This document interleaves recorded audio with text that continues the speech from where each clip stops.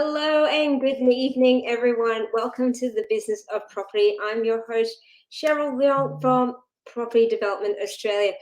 I begin today by acknowledging the traditional custodians of the land on which we virtually meet today and pay my respects to the elders past and present.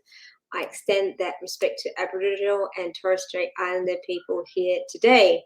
And also to anyone that's celebrating Chinese New Year, Happy Lunar New Year or Gong Hei Fat Choi to everyone, wishing everyone that's listening into the business of property an abundant, a prosperous, a joyful year filled with happiness and love and lots of projects as well. So let's dive into it. Hello, everyone in Facebook, LinkedIn, and YouTube land. Give me a shout out if you're here with us today in the comments below. Hi. And kicking off our Build Your Team series on the business of property, I'll be speaking to an urban planner, Eli Gescheit from Urban Planning, who's an experienced urban planner with over 14 years working in various councils and consultancies, predominantly in New South Wales. His specialisation is in residential projects in the Sydney Metro. So Ellie is going to be sharing with us some of the basics around, who is an urban planner, when to use an urban planner, and also talking us through some of the basics around the land and environmental court as well. So without further ado, Ellie, please come down to join us. Hey Cheryl, thanks for inviting me tonight. Great to have you here. Thank you very much for being here today. So Ellie, tell us a little bit about your background in planning, how long you've been in planning and when you started your own practice. Yeah, sure. Good question. So I've been practicing as a town planner for probably the last 14 years or so. I've had a wide range of experience in different councils, in Waverley Council as well as Hurstville Council, which is now known as Georges River. Worked at Urbis, probably the largest planning firm in the country. And the last 7 years or so, I've been running my own practice based in Sydney. Fantastic. So we're part of the Build Your Team series. We want to give people an understanding of who they need in their team if you're putting together development projects. So let's start off with the basics. What is an urban planner? And then we can talk about the role of the urban planner. Okay. Who is an urban planner? Good question. For those that might remember the game SimCity, where you used to be able to build towns and communities, on your computer. Is that Minecraft now? Is that the new thing? I think now it's probably Minecraft, where you get to build things. But back then, I don't know if the computer program is still around, but basically you'd be able to build cities and roads and schools and things like that. Well, is town planning, but most town planners don't really have the opportunity, let's say, to build new towns and cities and suburbs, especially here in Sydney, where as you know, things are pretty jam-packed in Sydney. So the most popular, I guess, most common role a town planner or an urban planner gets involved with is really if, for example, mum and dad want to renovate their home.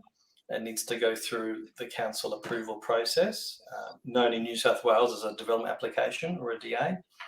Or on the other side, if it's a developer wanting to get a block of apartments approved, or a childcare centre, or potentially sometimes you need a town planner if you're opening up a new business, like a shop or a restaurant.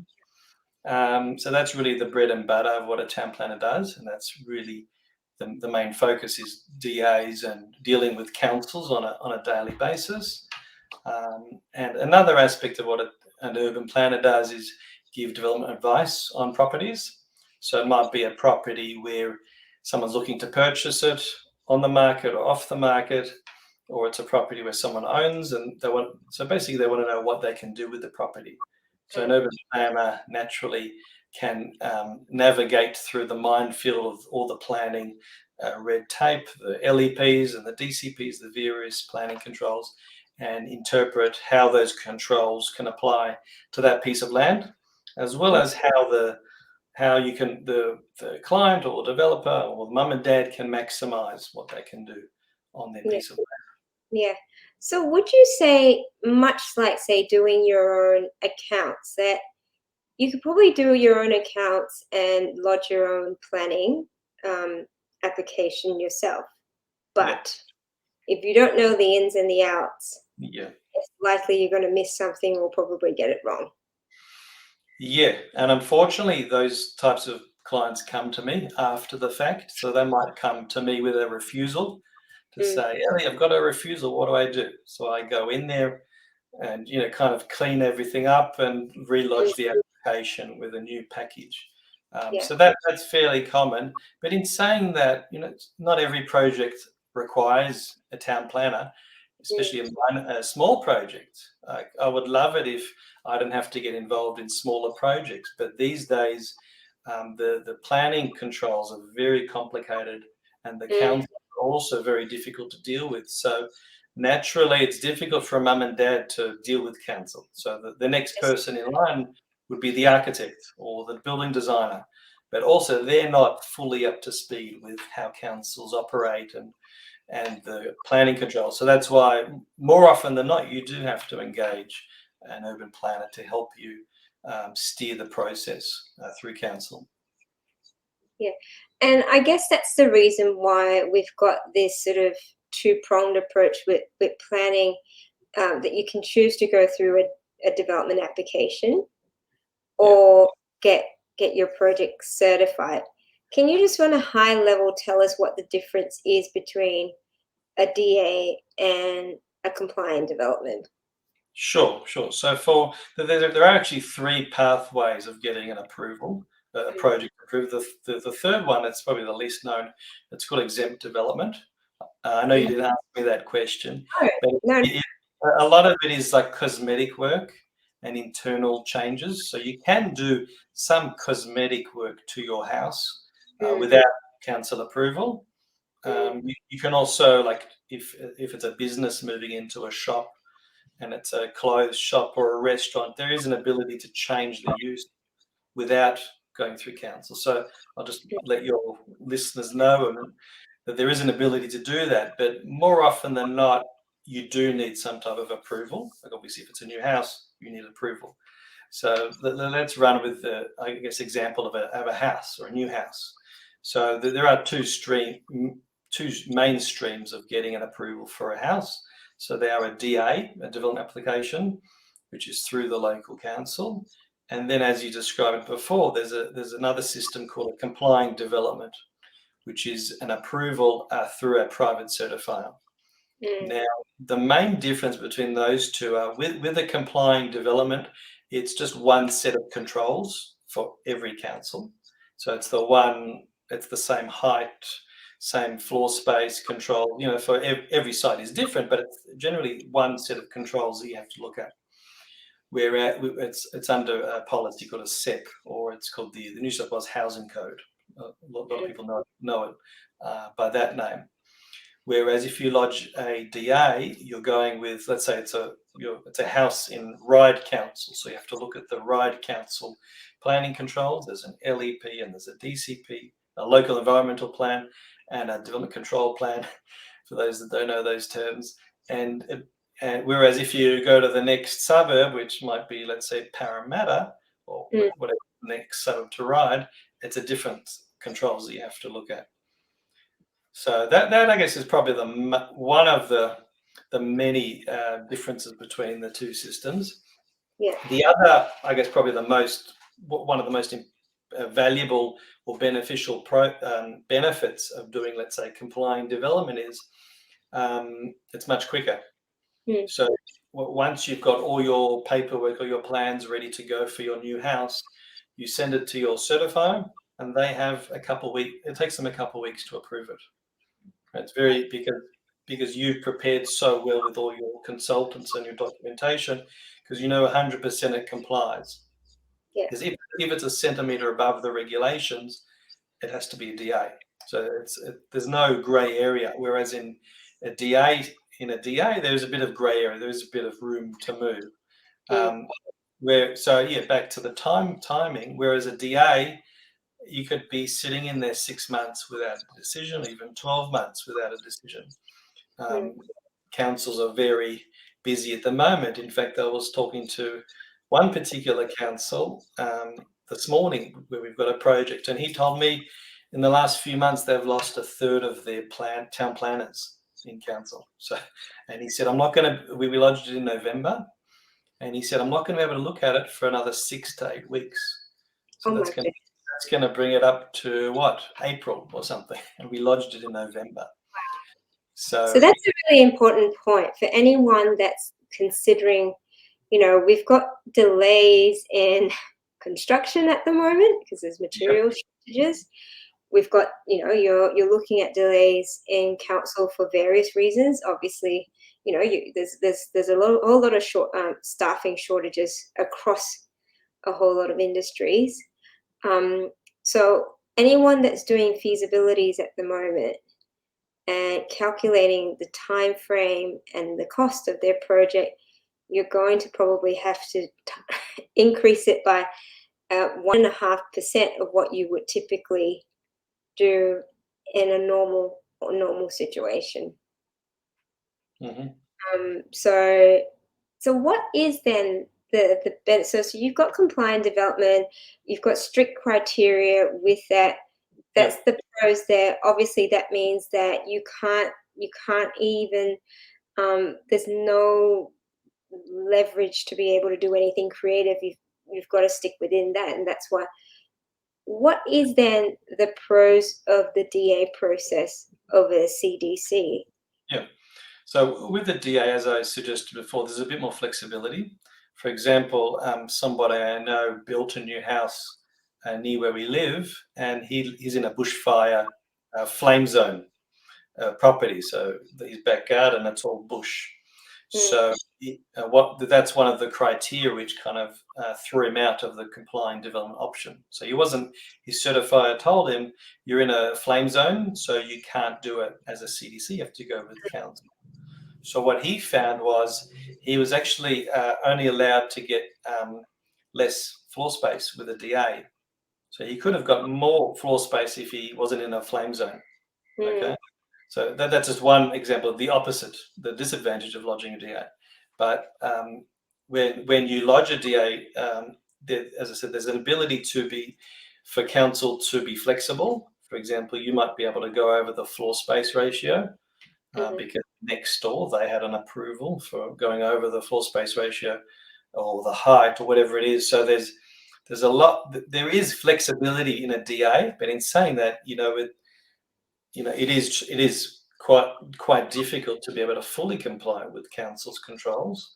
For example, it might be an irregular shaped site or a sloping site or a corner site. So there is a mechanism which allows council to be flexible, but that flexibility it's quite broad. Yeah, absolutely. And also with a DA, I should point out, there's no guarantee you'll get it approved, which is quite important to know. With a complying development, if it ticks all the boxes, then you're good to go. But with the DA, I've had projects where we've fully complied with everything, and council have said, well, no, you have to bring the top level in a bit more because of the streetscape and all these really subjective concerns. So, and I advise all my clients, while we can't guarantee you an approval, we can guarantee we'll do everything in our abilities to give you the best possible chance of an approval. Yeah. And that's the other thing, like public notification. Yeah. You've got to do that in the DA process, but not in a compliant development. Yeah, well, you do have to do it. So what you're asking is, so with a DA, usually once you lodge a DA, council sends letters to the neighbours for 2 weeks, usually to respond. And I think some people call it like the whinging period, because people whinge about, most often it's silly things. That's a good name for it, the whinging period. Yeah. Yeah. Whereas with a complying development, the certifier has to send letters to the neighbours, It's basically a courtesy saying we've approved it, and here are the plan. Here it is. And in fact, I don't think the certifier sends out the plans to the neighbours. So So it's more a notification rather than a process of approval. yeah, they're not asking for comments. They're saying, just beware. You've got in the next few months or whatever, you're going to expect a new house that's going to be built next to you, but it does tick all the boxes. It does comply with all the regulations. Yeah. And also objections. I tell my clients, if you get objections, it's going to delay the process. And most DAs I get involved with, we do receive objections from the neighbours. But having worked in councils before, the council officers can kind of filter what's kind of a valid concern and what's just probably silly, like they're going to devalue my property or something. Whereas it might be a legitimate concern that, hey, if they build this new house, they're going to block my views of the opera house or the Harbour Bridge, which is certainly a valid concern. And so at what point, because I and this is sort of an educational piece, obviously, for me, it's at what point, because we're having these delays in council, can you take your decision, your application to the Land and Environmental Court? You can. You certainly can. I've been there many times in court, and usually we win. But it's not a nice process, I must admit. You don't want to get lawyers involved. Obviously, if your clients are mum and dad, sure, you don't want them going through that whole process. If it's a developer where they're trying to get 50 units on a block of land, they don't, there's no real, it's just, the value of them to take it to court, it might be one extra unit or something that they can get. That's sure value to them to take it to court, and often it's a quicker process to take it to court. But what I suggest to people is before you decide, I guess in most cases, most of my clients, I tell them, but before you make the decision to take something to court, you've got to think about a few things. For example, obviously the cost and the stress and all of that, but also what are you willing to concede? So if it's a development with 50 units, you might have to concede on 45 units. Because these days, well, not these days, for the last, I don't know, 10, 15 years, maybe more, the Land Environment Court focuses on mediation. So while it's called the Land Environment Court, most times you never ever sit in a courtroom. There's kind of two processes, two stages. The first stage is mediation. And if mediation breaks down, then certainly it goes to a full hearing in front of a commissioner in court, where you are, examined and all of that by solicitors and barristers sometimes if you have to. When I get involved in court cases, I have to act as an expert witness, which is it's a fun type of thing to do. But going to court is not for everybody. But if you're trying to push things along, or you want to get something which certainly it might have got refused already in council, and if you try to go back to council, it might get refused again. But if you go to court, I find councils, particularly council staff, are more inclined to negotiate with you and come to the table, rather than obviously it depends on the scale of the development, but there is a real push for an appeal in court to encourage mediation, and often that works. And is there a specific milestone that you need to reach prior to applying to go to LEC? Yeah, so there are a few different triggers, I guess. The first one is once you've lodged your DA, you've got 42 days after 42 days, you can lodge the appeal. However, there's kind of a loophole there where a lot of councils know this loophole, this 42-day time limit. If the council sends you a letter asking for more information within that 42-day period, then you can't take it to court, right? So that's one way councils try to prevent you taking it from court. And another way is if you end up with a refusal, that you've got 6 months to lodge your appeal. To lodge your appeal. And there are other different time frames too, but it is pretty time sensitive lodging an appeal with council. So there is, as I alluded to before, there is an ability. You don't have to go to court with a refusal. You can go to court while the DA is still waiting and might be in there for 6 months or 12 months or 2 years. You can take it, in most cases, almost any time you can take it to court. But I guess you've just got to watch out for these little triggers, like if council sends you, a letter for more information within the 42 days. So the situation where council, you might have lodged an application, but you haven't heard back from council within 42 days, that's when, and that's one of the triggers to say, I'm going to take that to court. More than that, 42 days, that's almost a month and a half.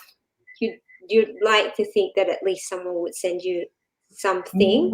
You would hope so. Yeah. I know they're busy, but is that something sufficient for it to be an acknowledgement of the application, or do it needs to be further than that? Yeah, they have to send a formal request for information. So they might say, we need an acoustic report, or you need to change your plans, or there's a non-compliance. So there are certain things which they have to ask for, which kind of stops the clock. So, Ellie, particularly in New South Wales, and you're dealing particularly in the Sydney metro area, are you noticing any particular type of trends as the type of developments people are doing, the type of, whether it's DA, CDC that you're seeing that is coming up more so than previously? I would say so. So now with CDCs, with a compliant development, you can actually get a dual occupancy approved for the last year or two. It is still quite a new system. You can even get townhouses through that also. In other words, you can bypass council. So that's becoming a trend, I think. But one of as far as DAs are concerned, I am seeing also dual occupancies very popular all around Sydney. Obviously, it's got to be permitted in your local council to do a dual occupancy, and the site has to be big enough and all of that. But that's what I'm seeing is becoming pretty common. There used to be a trend of boarding houses, as you're probably well aware of those. But slowly but surely the government has been changing the state policies for boarding houses to make it more restrictive. So I'm finding boarding houses are becoming a lot more challenging to get approved in councils. But certainly small to medium residential projects is fairly common at the moment in Sydney. And is that, in terms of the dual occupancy and townhouse type applications, is that through the low rise, medium density? It's a long one. It is a long one, but it all comes under the same policy, the SEP, exempt and complying, which started, I think, in 2008. But since then, the government has just tacked on all these different policies. So it is called the low rise code, or whatever it's called. And it's embedded in that. And going back to your comment around the boarding houses, and I've got a personal interest in that because I'm developing co-living properties as well. Was it not the government's initial intention to provide more affordable housing and rentals? Yeah, it was. And the policy also said you get a bonus FSR if you're doing boarding house. The policy also 0.5 to 1 FSR bonus. The policy also was very flexible with parking. You only needed, I think, 0.2 car spaces per room. Was there a land tax exemption or something similar to that as well? There could be. I'm not familiar with that. So there was, for example, 0.2 spaces per room. whereas an apartment building, you need to have one full space per apartment. But the government bumped it up to 0.5 car spaces. So I had when these changes first came out. Well, usually, and people should know, be aware of this. Usually, when there's changes to planning legislation, there's something called a savings provision, where basically the government will introduce new policies. Let's say today there's the new policy, but yesterday I might have lodged my DA. So the controls that applied yesterday apply, and the controls today don't apply. So, whereas with some of the changes they made with boarding houses, there was no savings provision. So they had all of these boarding house projects. I had at least 2 projects that were affected by these changes. So one of our projects we had was a 10-story boarding house in Lidcombe, and we had, I think, 2 or 3 levels of basement. And so just changing it from 0.2 to 0.5 car spaces, we needed to double the amount of car spaces. So my client would have had to excavate another 2 or 3 levels, and they found it just to be too unfeasible, and we had to withdraw the DA. So there are that case, as well as when the government changes policies and they don't have this savings provision, which is kind of a legal loophole, that it's very uncommon. So it caught the industry by surprise. Yes, and I know that during that time there was obviously a bit of an uproar from all the developers who had done these feasibilities, and within pretty much overnight, there were these changes in the. It was quite sneaky. Yes. But I think, as you said, well, why would they do this when they're trying to encourage affordable housing? Well, and you now have something called a housing SIP, which further restricts. That was released mid-December. That's been on the cards for probably, I think, 1 or 2 years. So that further restricts boarding houses. So for those who are looking at providing sort of affordable housing, and particularly affordable rentals within the planning environment, what are the options that you can see that are working well, that aren't necessarily, boarding houses per se? Well, you can do granny flats. That's still considered, in a way, affordable housing. Yeah. You can even do a granny flat through a private certified. So and I have given presentations before COVID and seminars to mum and dad developers, face to face, who are just starting off in their development career, in their property development career, and often I see them buying a property and trying to whack on a granny flat out the back. You can do that through it.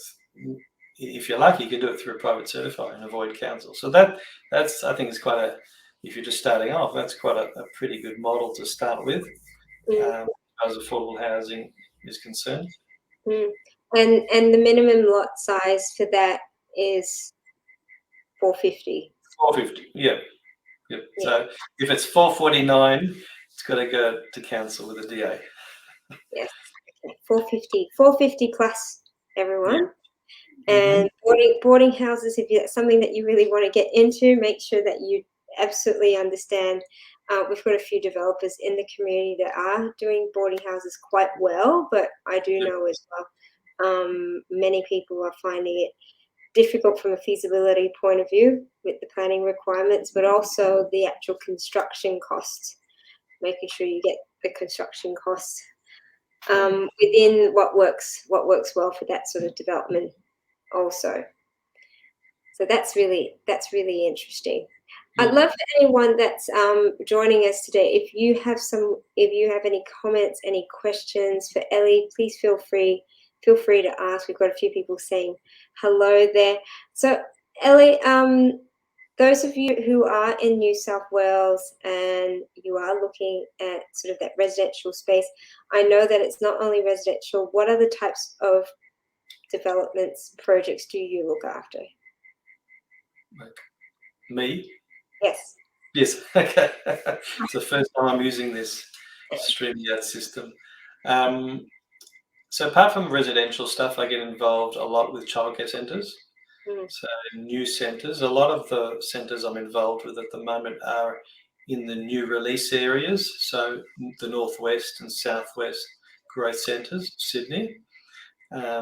Because I'm finding the childcare operators are also finding it's a lot easier to get childcare centres approved out there, where there's no residents yet. There's still building the roads and the subdivisions, and the sewer and water hasn't even been connected to some of these places. So there's a bit of a tactic. Developer will buy the site, and we'll put the DA in for the childcare centre, and these are centres up to 120 kids.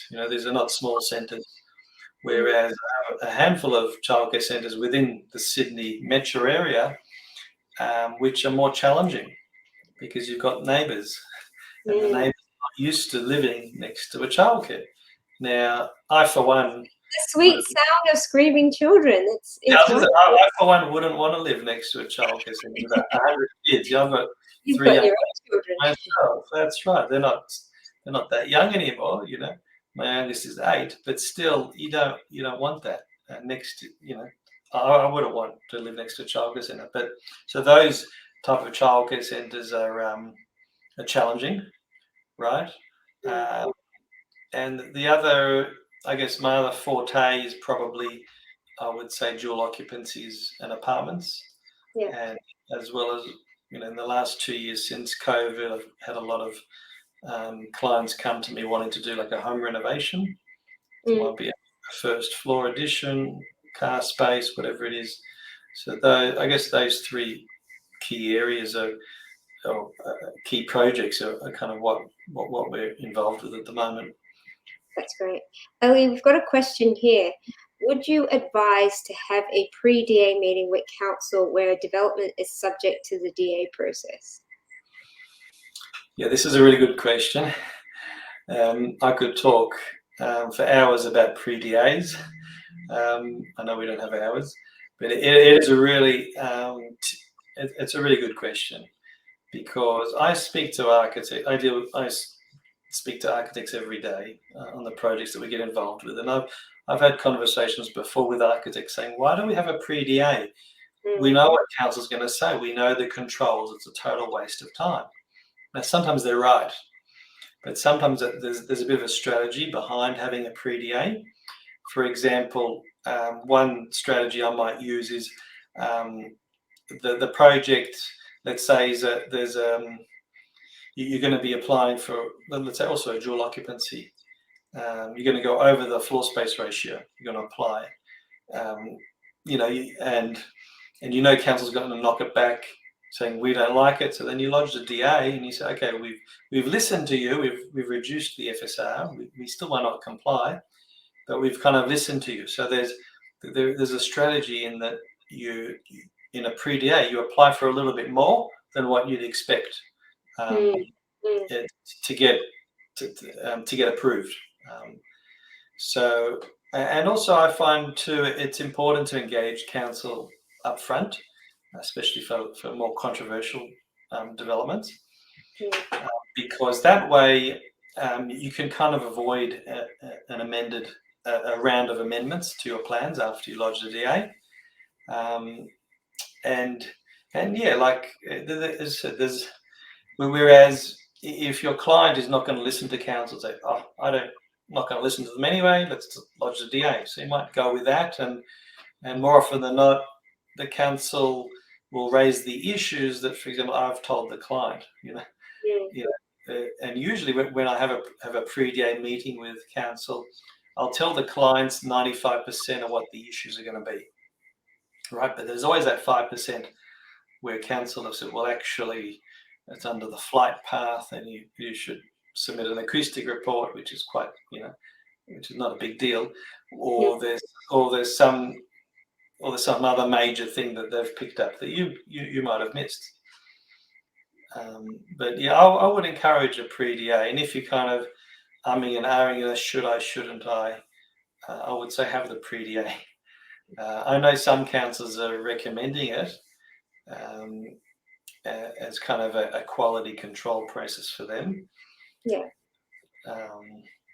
And again, it really depends on the type of development and really your client's appetite to challenge council. So I've personally quite enjoyed the pre-DA process, particularly just to be able to get a sense of where council is at and their like I said, their appetite for your development. Yep, 100%. But in saying that, a pre-DA, one of the beauties with the pre-DA is you'll get minutes after the meeting, but the minutes might take the minutes that the council sends you, but the minutes might take a few weeks for them to send it to you. But what I do is I like to write my own notes during the meeting, especially because sometimes they'll tell you some clues that they don't actually write.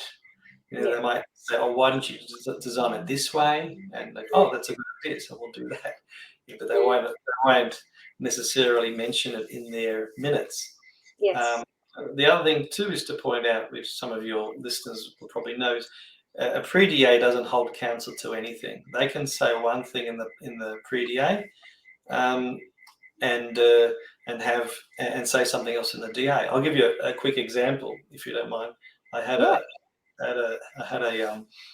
an email come through yesterday from a particular council in Sydney, where we lodged a DA for a new house on like a triangular shaped site in a new subdivided area, and the architect had 2 pre-DA meetings with council, like informal meetings that were booked in, and in both meetings, the council officers, there were 2 different officers, they said you should design it this way,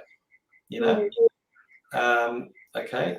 And we got a letter yesterday from council after lodging the DA saying we should design the house differently. So we're all scratching our heads like, but didn't they tell us we should design the other way? So in some respects, pre-DAs in this case might have been a waste of time. I don't know, but yeah, as I kind of alluded to, pre-DA with a pre-DA you can't hold council to anything really, because they might support the design in the pre, and then when you lodge the DA, you might change a few things. They could refuse the DA, Yeah. So in any case, it's sort of it is. I mean, I've found it to be a helpful process, even if it's to pick up those sort of little tips and tricks and little nuances. But however, obviously not a fail-safe process on its own. We've got a few more questions here, and then we'll start to sort of pull it back a little bit. What kind of challenges do applications for childcare centres have over existing infrastructure? Hopefully I've understood that question correctly. Presume infrastructure, probably they might mean schools, other schools and roads possibly. Well, maybe we'll run with that, infrastructure being roads and things like that. In the childcare centres that I get involved with, there's not one. You do need mind you, you do need a lot more consultants on your team for a childcare centre. One of them being a traffic consultant. I've never ever read a traffic report that says the childcare centre is going to create a disaster in the street. There's going to be no parking and traffic is going to be a disaster. I've never ever read a traffic report that says that. Okay, so it's not saying that they're wrong or right, but in most, probably all the childcare centres I get involved with, traffic and on the street and parking is always resolved. we can always, and council agrees with us. They might say all the issues, parking is fine, but the issue might be the design, or there's too many kids, or there's not enough garden or play area. So as far as existing infrastructure is concerned, I think that can often be overcome. Speaking of roads, you don't want to be putting in a DA right next to, the M4 or another major road like that. That's a no-no in terms of acoustics, impacts to the kids, and probably fumes and things like that. It's probably just the wrong spot for that childcare centre. I know also, like if there's mobile phone towers or power lines overhead, I guess naturally you want to try and avoid those sites. But those are not really considerations for council as far as the DA is concerned. Yeah, and I think that's hopefully we've understood that question correctly. I mean, my what did pop up for me when you were talking about the childcare centres in these new areas was more so the business case around getting a DA for a childcare centre, but I'm assuming that these developers are holding on to that DA until there are enough people in the area to actually start construction. Is that sort of the strategy that they're taking? Well, yeah. Well, they do also do their feasibilities. My clients find out where's the best location for a new centre. We had one centre which my client found, and literally across the road, I guess it was the state government, they put a DA in for a primary school. So they were going to have a few hundred kids across the road from their new centre. Yeah.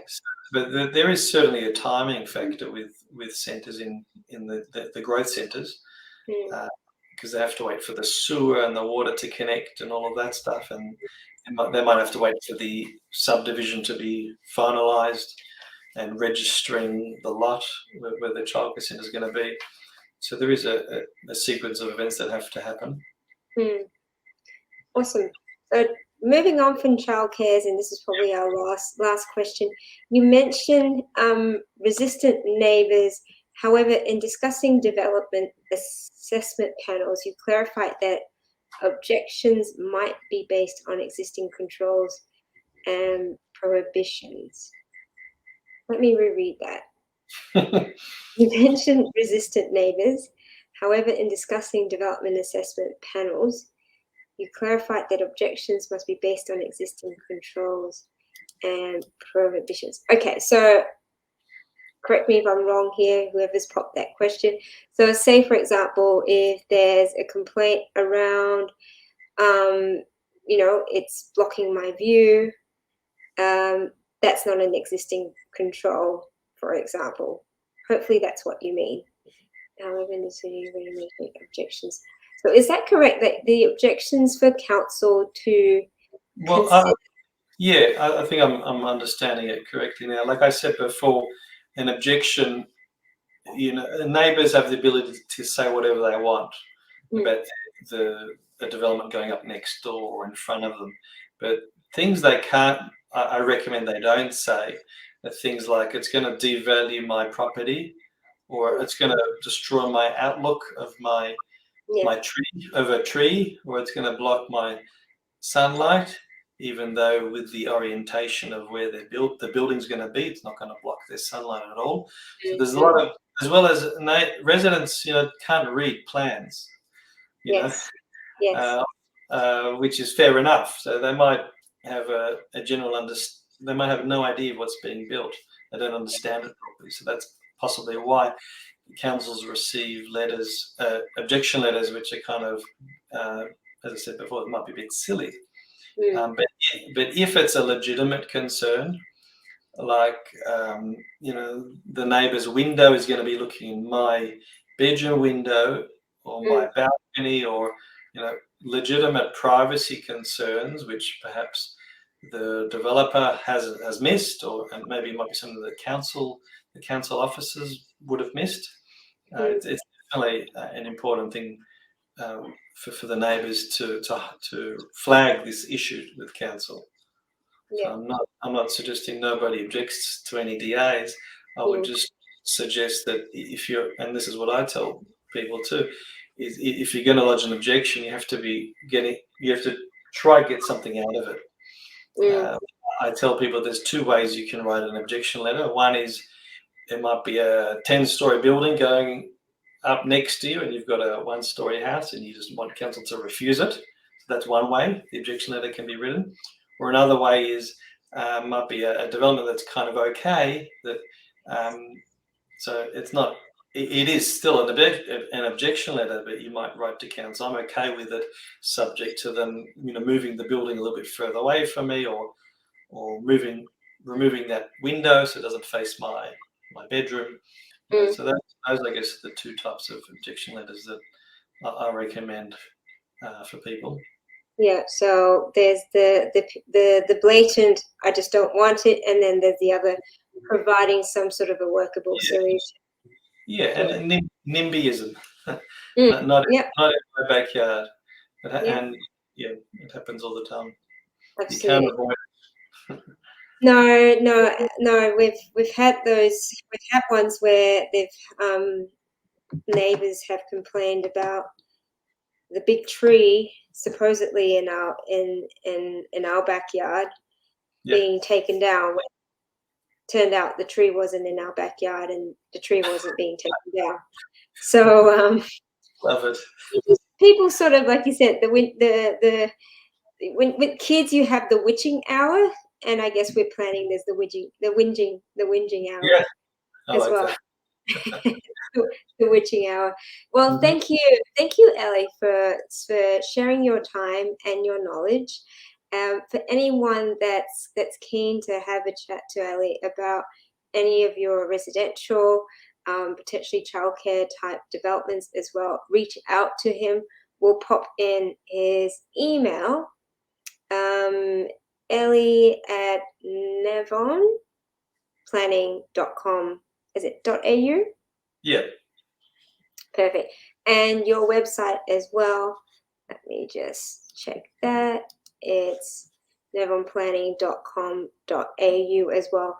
You're really quite active on LinkedIn, so reach out to Ellie on LinkedIn. Also, that's one of the places we got connected, because he's constantly sharing a lot of value on there, and providing some topics to actually raise conversations around, particularly in the planning and development space. So thank you for your time. Again, everyone that joined us this evening, thank you for your contribution and your comments. Happy New Year again. I will see you all in the next series of the Business of Property. Next week, we'll have someone else in your Build Your Team series. So make sure you subscribe and visit our YouTube page. It's under my name, Cheryl Leong, and where you can find all our past Business of Property videos. And if you found value in our show, I appreciate if you click the like button and subscribe as well. So till next week, you take care, stay safe, everyone, and we'll see you soon. Cheers. Bye-bye.